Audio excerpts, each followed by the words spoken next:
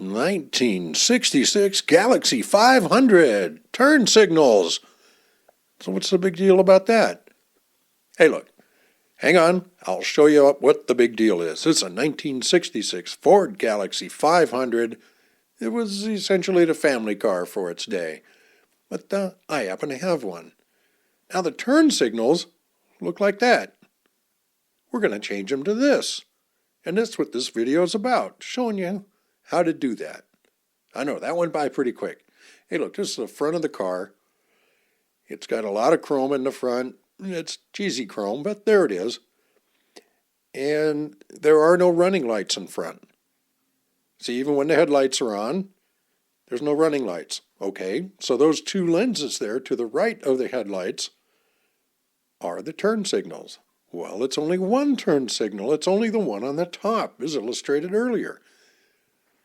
Well, that's always bothered me a little bit. I've liked the stacked headlights look on these cars and the square tail lights. They're great. And you look close, you can see, well, there's only the one on the top. And I've wondered about that. I don't have a clear answer, and all those engineers are gone, so there you go. And if you look inside, the back of that bucket on the bottom has a lens on the front, but there's nowhere to put a light bulb socket to go in there. So let's figure this out.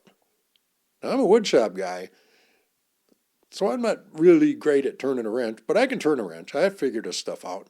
So here you go.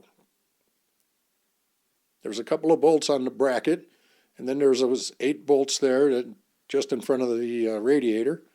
And you have to get those little guys out, and that seemed to be the most straightforward way to pull the whole grill assembly off. Much easier to work on it this way. In fact, it's the only way. There's no room otherwise.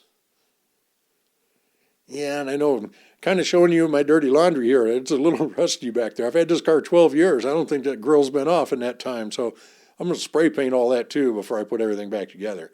Now here's what the back of it looks like. That's the top of it. That's the bottom. See, it's solid. For some reason, it's just solid back there. And those are the grill slats and the bracket. You can see the bracket there. And again, there's that top and there's the bottom.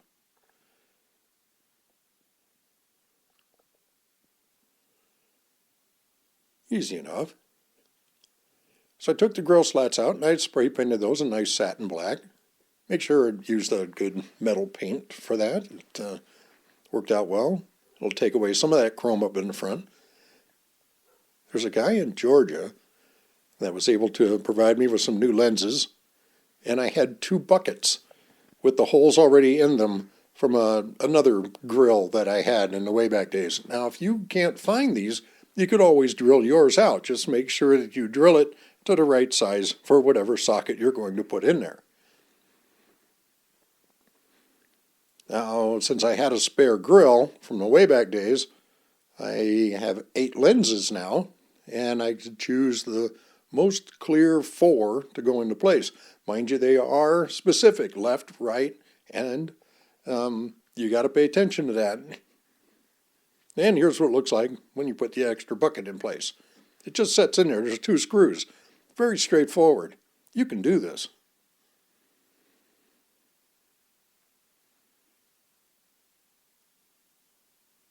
And from the other side, easy enough. But they are specific. They are side specific. They're not top and bottom, but they are side specific. So be careful with that. Look at that nice black grill in the middle. Okay, now my car had been worked on before, and I had 2 different types of connectors. I think the top one there is the original one, and the bottom one was something that was added later. Don't be too surprised with these old cars, whatever you happen to find in there, and just go according to plan. Now, I went ahead and just spliced directly into those for the lower sockets, the new lower sockets. So, okay, look, we interrupt this video for a word from West Hills Wood. Look, I'm a wood shop guy. It's what I do. I work with tools and problem solving and all kinds of these issues on a daily basis. And I do a pretty good job of it. It's great. I love it. Working with tools and problem solving is also a part of working on cars. But I really don't like to work on cars. Now taking the front of this Galaxie apart, it's not all that complicated. It's not greasy, it's not gross, it's okay, it's pretty straightforward, but man, I pretty much reached my limit right about this point in the project here. That's why we don't have pictures of the pigtails that we soldered together and wrapped all up nice and tight, or anything no pictures of the spray paint from the front of the car. I'm putting this video together and what the hell happened? I said, well, what happened was you ran out of juice. Not energy, but juice for the project. And the reason for that is I'm not a mechanical guy. I'm good for a couple hours and then I'm done. Hey, this whole project only took about 3 hours. So just know your limitations when you're taking on something like this and, do what you can from there. You're the one that knows best. All right, let's get back to the regular show. Then you just use the connectors to put the sockets in place along with the bulbs before you put the grill back in. And when you're doing the bulbs, make sure if you have 2 contacts inside your sockets that you have 2 contacts on your bulbs. That's what the 1157 is for. The 1167 has only 1 contact. So you got to make sure you have 2. And make sure it works before you put everything back together. And this is what it winds up looking like. You can just barely make out that the 2 bulbs are there, and then you can flash your neighbors. I like the way the grill looks there with that black. And it works on both sides, just like it's supposed to. Yeah. Be sure to subscribe and like,